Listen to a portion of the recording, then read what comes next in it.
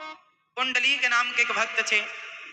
अपनी माँ अपने बाप के इकलौते बेटे थे।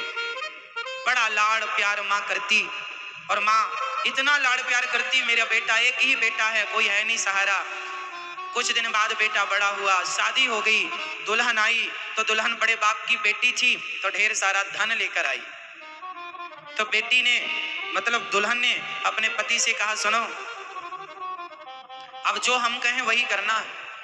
वो स्त्री के चक्कर में आ गया और वह अपनी पत्नी की बात मानने लगा। और बात मानना बुरा नहीं है, पत्नी की बात मानना बुरा नहीं है, पर पत्नी ये कहे कि तुम अपने माँ बाप को छोड़ दो, पत्नी की हर बात मानो, पर माँ बाप को छोड़ने का कहे ये बात पत्नी की कभी ना मानो। कुंडली के माँ बाप को लगा कि अब हमारा बेटा सुनता नहीं है, हमारी सेवा करता नहीं है, अब हम क्या करेंगे, यहाँ रहकर जाते हैं तीर्थ यात्रा करने, वहीं मरेंगे, अब घर पे मरने का जी नहीं करता।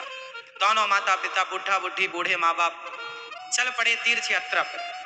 तो पत्नी ने कहा, सुनो जी, शादी में माँ ने जो बड़ा सा हार पहन रखा था वो तो दिया ही नहीं, और चली गई। लगता है झोले में लेकर के गए, जाओ आप देखना, जहां मौका मिल जाए तो झोले से हार लेके आ जाना। अब बूढ़ी माँ बूढ़ा बाप तीर्थ यात्रा पर निकले। चलते चलते चलते चलते कई दिनों के बाद वह काशी आए, गंगा के किनारे आए। तो पीछे पीछे बेटा भी जासूसी करता आया, मौका कहीं मिला नहीं बैग से निकालने का, आ गया वह भी। खाली हाथ जाएगा तो पत्नी डांटेगी, तो पत्नी के डर से घर भी नहीं गया। एक रात को वह माँ के बैग में हाथ डालने ही वाला था कि तभी उसने देखा कि गंगा के किनारे उसके माँ बाप ऐसे सीढ़ियों में पड़े थे।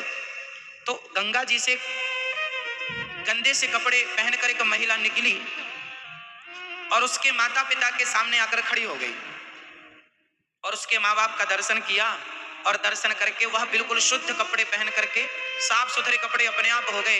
वह गंगा जी में जाने लगी तो कुंडलीक ने रोका, देवी रुको, आप कौन है, अपना परिचय तो दो। उस देवी ने कहा, बेटा मुझे गंगा मैया कहते हैं। आप गंगा मैया हैं, तो आपने गंदे कपड़े क्यों पहन रखे थे और अब साफ कैसे हो गए? गंगा मैया ने कहा कि तुम जैसे नालायक बेटा जो अपने माँ बाप की सेवा नहीं करते, तुम जैसे नालायक बेटे जब गंगा में स्नान करते हैं ना, तो गंगा अशुद्ध हो जाती है। तुम्हारे स्नान से मैं अशुद्ध हो गई थी, पर तुम्हारे माता पिता बड़े पुण्यात्मा हैं, बहुत पुण्यशाली हैं, इनके दर्शन से मेरा वह पाप समाप्त हो गया।